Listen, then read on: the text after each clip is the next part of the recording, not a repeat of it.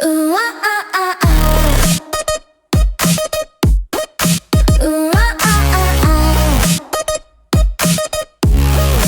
あうわああ仕事がやっと終わった。疲れて家に帰る。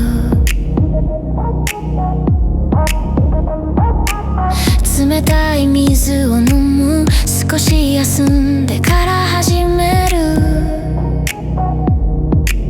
毎日ここから始まる。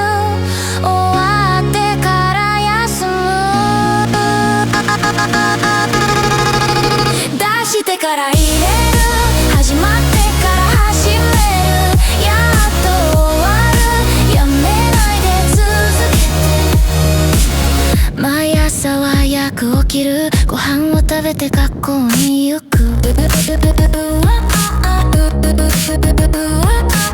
授業が始まる。カバンに本を入れる。毎日ここから始まる。終わってから休む。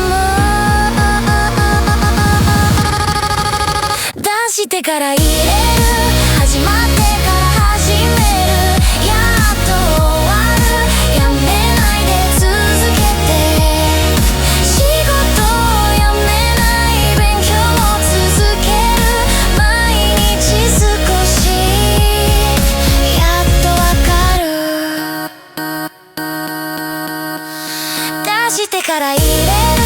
始まって